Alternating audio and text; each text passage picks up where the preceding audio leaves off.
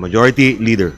Mr. Speaker, I move to recognize the Honorable Sergio Dagook of APEC Party List for his privileged speech. The Honorable Gentleman from Party List APEC, Sergio Dagook. Boss, you have the floor. Thank you, my favorite Deputy Speaker. Thank you, Majority Leader. Bago po ang lahat, magandang hapon sa ating lahat. At ako po ay nasisiyahan, Mr. Speaker, na mayroon ng mga kasamahan natin na nakaramdam sa mga sinisigaw ko since 2019. Ang lahat ng gustong mangyari ng ating kagalang-galang na representante sa ika-6 na distrito ng Maynila ay 3 beses ko na pong nirefile sa kongresong ito. Yung VAT ng kuryente na hindi lang double, kung hindi multiple, mula sa pag-angkat ng panggatong, coal o diesel, may excise tax na. Pagdating sa planta, paggatong, lalabas yung 1 kilowatt hour, pupunta sa bahay mo, in every segment of the chain, mayroong VAT. Generation, transmission, systems loss, pati nga losses, may VAT pa. Kaya paulit-ulit ko na po yung pinanawagan dito. Kung hindi pa tayo nagkakaroon ng shock, saka lang natin ngayon naramdaman na kailangan nating amindahan yung IPIRA. There's no need to repeal IPIRA. Marami pong mga magagandang probisyon ng IPIRA at natumbok po ng ating kasamahan. Yung generation ay deregulated po yun. Tayo po ang nag-generate noon bago ang IPIRA. Mura po ang ating kuryente. Other countries, mura ang kuryente because it is highly subsidized by the government. Marami kaming bill na nakapinding para maiwasan yung rotating brownouts ng Metro Manila. At yan po ang hindi pinakinggan, hindi tinalakay, hindi nasikatan ng araw, kaya nag-rotating brownouts kayo dito sa Metro Manila. And that is the subject, Mr. Speaker, of my privilege speech. Kasi binabayaran ninyo yun. Binabayaran natin yung hindi na isupply. So, Mr. Speaker, I rise today on a matter of urgent public concern. The manual load dropping. Manual load dropping, ibig sabihin, hindi po automatic na nag-off yung linya. Nung naramdaman natin last Wednesday na tinanggal po yung load ng porsyon ng Meralco dahil hindi na kinakaya ng grid. Yan po yung manual load dropping. This happened last week following the red and yellow alerts in Luzon, Visayas grid and the serious transmission and generation disturbance that pushed many Filipino consumers back in darkness. Naramdaman po natin to noong 2010 sa Mindanao. Nung magtanggal tayo ng load, rotational 6 to 9 hours a day. Ngayon, nangyari na dito sa Metro Manila. I rise for Filipino families who suddenly lost electricity in the middle of heat and daily life. Hindi ko po sinasabi na wala po talagang burnout kasi hindi po maiiwasan ang burnout. Ang tinutukoy ko po na burnout dito ay yung sinadya talaga natin na patayin yung linya dahil hindi nakakayanin nung supply yung ating demand or pangangailangan. Because burnout, hindi po maiiwasan yan. That's part of the power system. Kung may fault yung linya, kung mayroong mga kailangang i-repair, hindi po natin maiwasan yung burnout na yan. But iba po yung nangyari dito noong 1 linggo. I rise for students whose online classes and homework were interrupted. Kasi pinatay sadya dahil kinulang tayo ng supply.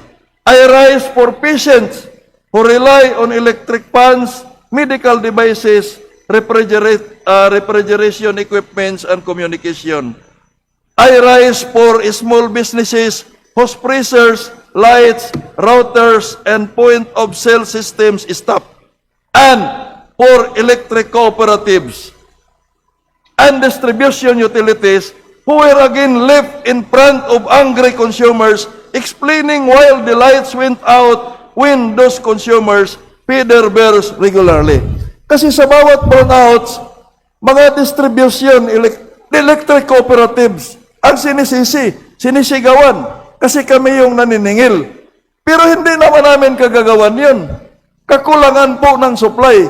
Kaya tumindig po ako sa bulwagang ito, dahil uulitin ko na naman, hindi lahat ng brownouts, ang dahilan ay distribution or electric cooperatives in the case of electric distribution utilities. At the heart of this issue, Mr. Speaker, is a simple question that every Filipino consumer has the right to ask. Kung nagbabayad ang taong bayan para sa kuryente, halimbawa para sa transmission, para sa reserba, at para sa reliability, bakit nauuwi pa rin tayo sa brownout? Kasi sa totoo lang, sa bawat buwan na binabayaran natin, nakapaloob po sa transmission charge, hindi lang yung transmission services, kung hindi, yung ancillary services or reserba na kinokontrata ng National Grid Corporation of the Philippines. Ang EPIRA po may provision na kailangan tayo ng ancillary. Ano po ang ibig sabihin ng ancillary? Reserba. Bakit nagbabayad tayo ng reserba? Para walang brownout, walang kakulangan. Pero bakit nagkulang pa rin? Samantalang nagbabayad naman tayo ng ancillary services. Kasi the grid operator, or in our case, the National Grid Corporation of the Philippines, is contracting out ancillary services. Ang tawag niyan ASPA. Bumibili sila through the Ancillary Services Procurement Agreement. Mga planta po yan na binabayaran natin cold. Anong ibig sabihin ng cold? Hindi po umaandar, nakaantabay lang, pero nagbabayad tayo dahil yan po yung batas na may dapat standby. Pero bakit nag-brown out pa rin tayo kahit nagbabayad? Mr. Speaker, distinguished colleagues, I stand in front of you to talk about public accountability because electricity is a public service. I agree with our colleague. It is imbued with public interest. It powers homes, hospitals, classrooms, government offices, water systems, farms, cell sites, traffic lights, local livelihoods. Kapag namatay ang ilaw, hindi lang comfort ang nawawala. Nawawala ang kita, serbisyo, seguridad, at higit sa lahat, tiwala ng taong bayan. Okay lang kung mawawala ang kuryente dahil hindi maiwasan, dahil pumutok yung transformer, nabali yung poste, dahil mahangin, nabangga yung poste, mayroong in the case of electric cooperatives dahil sa probinsya, may niyog na natumba, may lumipad na palwa ng niyog. Hindi po yun maiiwasan. But in the case of last week's brownouts, ay sadyang pinatay dahil kulang yung ating supply. Yan po yung tinutukoy ko. Mr. Speaker, the NGCP transmission line trippings, issuances of red and yellow alerts, and the manual load dropping that resulted because of them is very troubling. In fact, Energy Secretary Garin ordered a full investigation into this event that triggered widespread power interruptions in Luzon and worsened the already critical supply conditions in the Visayas grid. The incident involved two major 500 kilovolt transmission corridors, roughly 12% of Luzon electricity supply. Ang problema po, last week, transmission po. Ang problema, transmission ng NGCP as initially reported. And I agree with the Secretary. An incident of this scale demands full technical disclosures, clear accountability, and immediate corrective action. The Grid Reliability Task Force has been directed to investigate the May 13 tripping of the Tayabas, Ilihan, and Ilihan Dasmariñas 500 kilovolt transmission lines operated by the National Grid Corporation of the Philippines. Pati ang Kongreso, apektado tayo noong May 13. Kaya nag-a-alarm nga dito sa plenary. Mr. Speaker, the reported impact was enormous. Around 2,462 megawatts of natural gas capacity were disconnected. Ito na yung sinasabi ko. Mayroon tayong supply, binabayaran natin, hindi natin magamit dahil hindi makadaan sa kanyang daanan. Pero binabayaran natin. Within minute, a transmission disturbance become a generation shock, and a generation shock become a consumer's crisis and bill shock. Kasi kapag para lang maintindihan natin, kapag hindi makadaloy, yung kurente na yan, hindi natin nagagamit yan. Ngunit binabayaran pa rin natin yan. At ang pag-compute ng ating binabayaran per kilowatt hour ay yung amount na billing, i-divide mo yan sa kilowatt hour sales o yung nabinta. Ay kumunti yung nabinta dahil nawalan nga tayo ng kurente. Ang lalabas po dyan, dahil maliit po yung divisor, tataas yung babayaran mo per kilowatt hour. Ganon po kasimple, bakit nagkaroon tayo ng bill shock? The grid, should ensure reliability. Kaya very important po yung reliability na yan. Even worse, the same disturbance prevented electricity transfer from Luzon to the Visayas at a time when the Visayas grid was already under critical conditions. Ibig sabihin, hindi lamang Luzon ang tinamaan. It affected the ability of the system to support another grid under stress. That is the Visayas grid. That is why the issue cannot be treated as an ordinary outage. Outage means yung pagkawala ng kuryente sa ating transmission. At aasahan ko, ilang beses na akong tumindig dito na yung Region 6, 7, and 8 palaging tinatamaan ng grid constraints at pag tinatamaan, nag-i-increase by 5 pesos, 6 pesos per kilowatt hour. And I am thinking na sa Mayo na billing, tatamaan na naman sila ng 5 pesos, 6 pesos na yan on top of the normal cost of electricity. To understand the gravity of the matter, Mr. Speaker, let us explain the grid alerts in plain and simple language. A yellow alert means manipis na ang reserba. There may be still enough supply to meet the current demand, but the grid no longer has enough safety margin. Kaya po, pakunti ng pakunti ang supply dahil hindi po makadaan. Dahil yung dadaanan sana ay nagkaroon ng problema. Isang plantang masira, isang linya na mag-trip, isang biglang pagtaas ng demand, pwede nang lumala ang sitwasyon dahil hindi po kaagad naagapan. Red alert is worse. It means available supply is no longer sufficient to meet the demand and the required reserve of the grid. Hindi lang manipis, kulang na ang supply. And when supply is insufficient, the system operator, in this case, the National Grid Corporation of the Philippines, may be forced to implement the manual load dropping.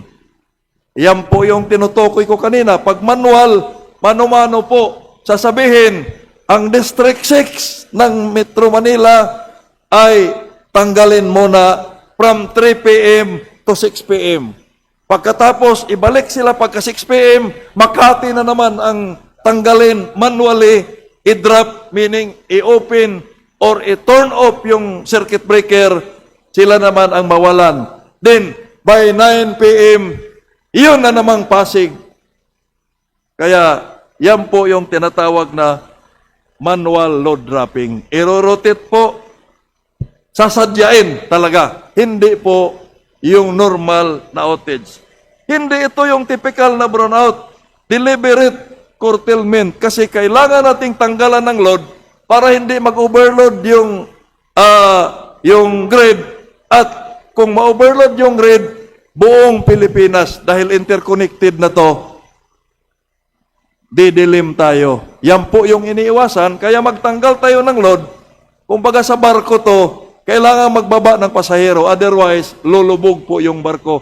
At mas mahirap po na sitwasyon yon. Kaya mayroon tayong manual load dropping sa ating Philippine Grid Code. Mr. Speaker, NGCP even extended red and yellow alert status over both Luzon and Visayas until last Friday due to insufficient power supply. In Luzon, reports showed available capacity only is 12,075 megawatts against the peak demand of 12,927 or a deficiency of 852 megawatt even before we talk about comfort of having reserves. The situation even worsened after the tripping of GN Power Dinginin Unit 1, which removed another 668 megawatt from the grid.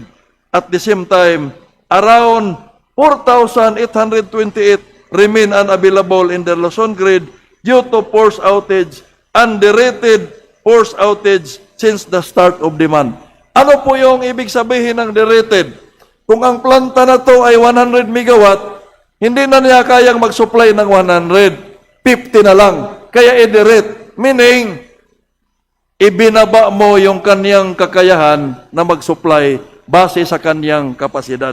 Yan po yung ibig sabihin ng derated. Mr. Speaker, what we are seeing here is a pattern of vulnerability on our transmission, generation, and force outage. The rated capacity of power plant, insufficient reserves, limited transfer capability, and peak demand pressure. All of those are happening all together at the same period. If the system had known that many plants were unavailable, then we will ask to NGCP, what contingency measures were taken earlier? What reserve margins were actually secured?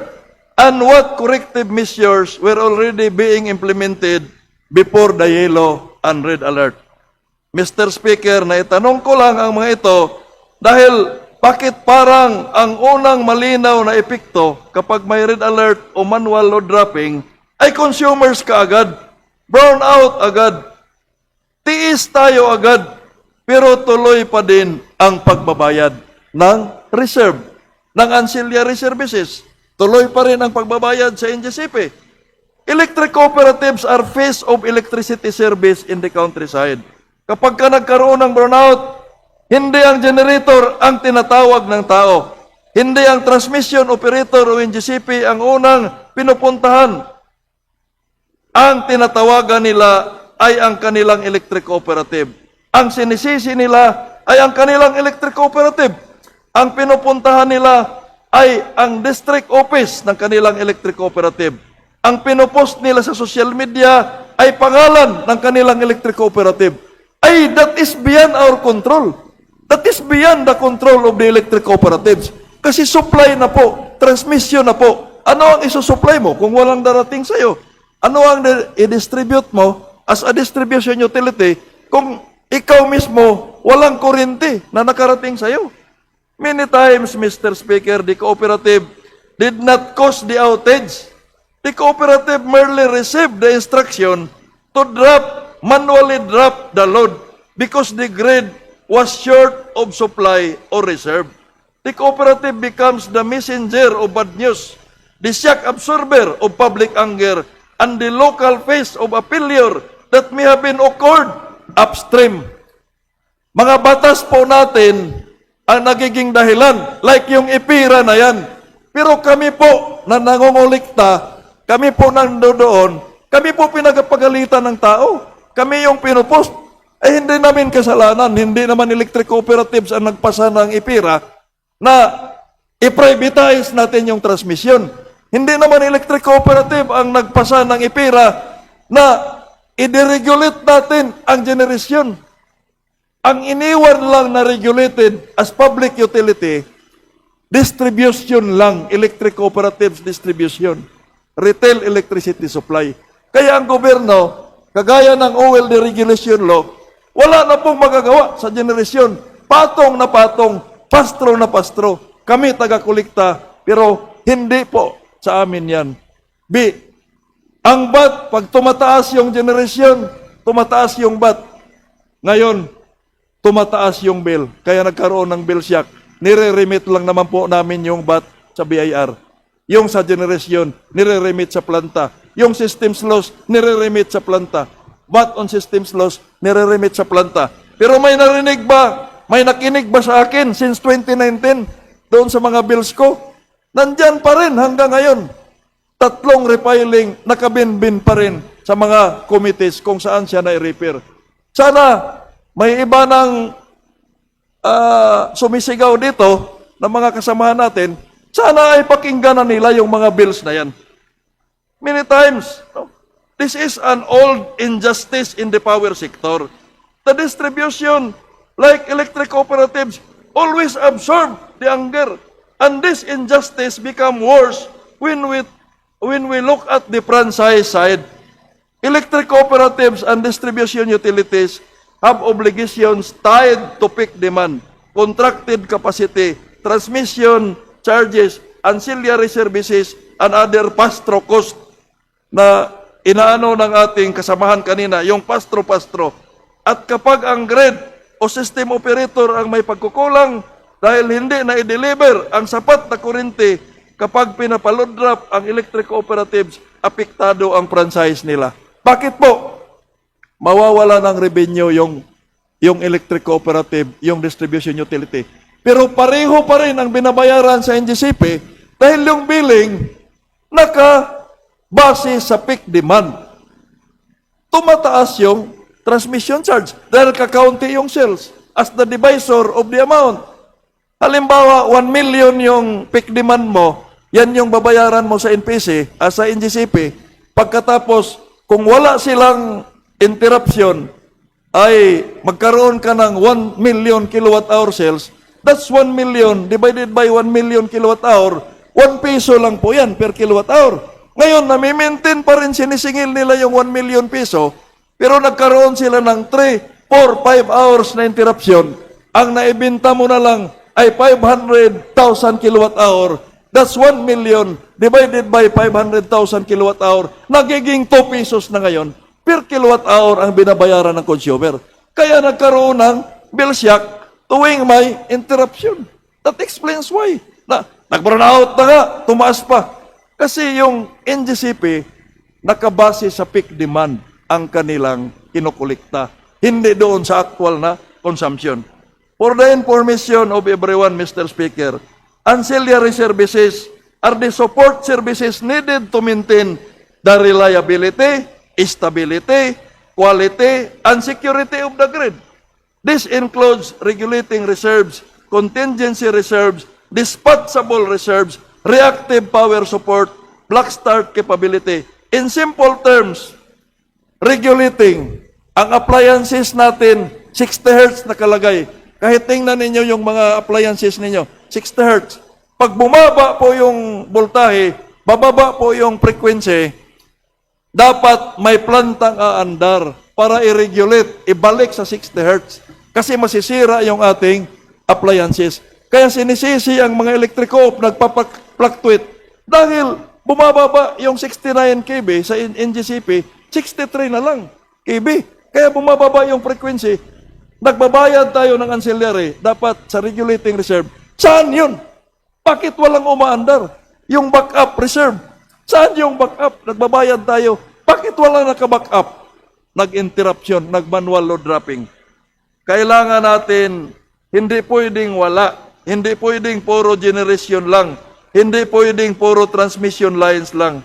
Ang grid po ay binubuo ng mga malalaking transmission lines, distribution wires, at mga power plants.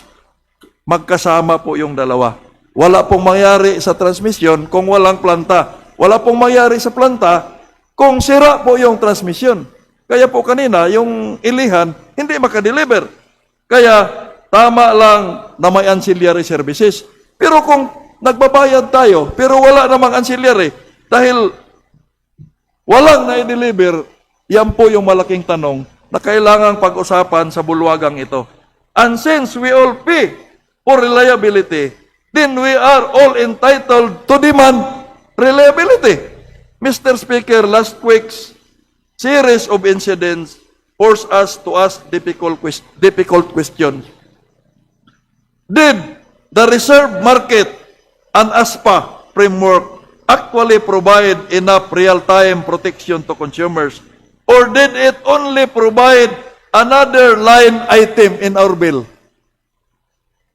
The question must be answered not to assign blame blindly, but to establish accountability precisely. Kasi sa power sector, kapag may brownout, madaling magsabi ng plant outage, high demand, line tripping. Yan yung palaging, bakit magsabay-sabay yung 6 na planta? Mahirap ipruiba.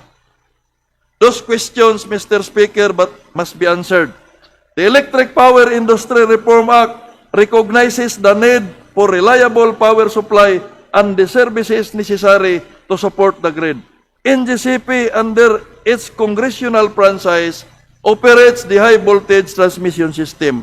The Department of Energy sets the policy, prepares the power development direction, and prescribe frameworks such as competitive selection process to ancillary services. ERC reviews and approve rates, contracts, and cost recovery, especially when consumers will ultimately pay. IMOP, or the Independent Electric Market Operator, and the market mechanisms handle dispatch and market operations. Maraming ahensya, maraming papel, maraming technical explanation, maraming nagdadahilan. But ultimately, nawawalan pa rin tayo ng kuryente, lalong-lalo na dito sa Metro Manila. So, when the grid alert forces the electric cooperative to cut power, it affects our trust on rural electrification. The member consumer owners normally does not see the distinction between generation, transmission, distribution, supply, reserves, and market operation. What they see only is electric bill right in front of them. Hindi po kasi nila naintindihan. Kanina, sinabi ng ating kasamahan, hindi ko maintindihan nga yung mga charge. Nagtanong pa nga siya, yung mga nangyayari sa atin, sabi ni Representative Bini, my favorite minority leader noon, sino ang dapat nating i-charge? Kanina, sinabi ko sa sarili ko, walang may charge kasi mahirap i-probe. What will continue is yung charge na binabayaran natin. Pero yung may charge mo ng kaso, mahirap po yun. So, I say this to NGCP. Generation companies, Department of Energy, Energy Regulatory Commission, IMOP or Independent Market Operator, Transco, PISAM, and all concerned entities, the system must account for what happened, why it happened, and what corrective actions follows para hindi na maulit. I therefore propose that this House call for a full accounting and investigation of the manual load dropping and the Luzon and Visayas grid alerts issued by NGCP.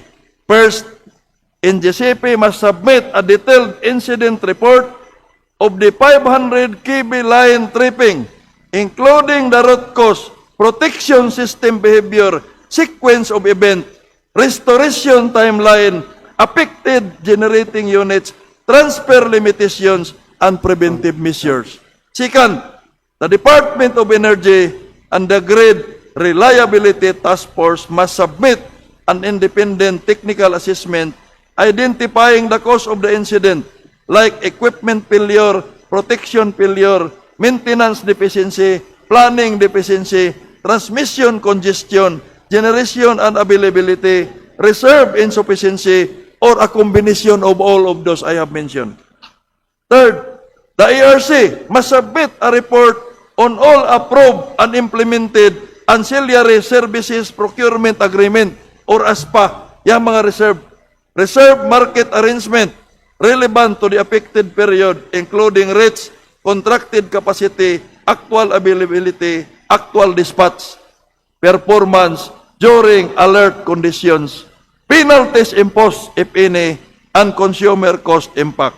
Fourth, generation companies whose plants were on forced outage or derated capacity must explain their outage causes, maintenance history, expected return of service, and compliance with outage reporting and coordination requirement.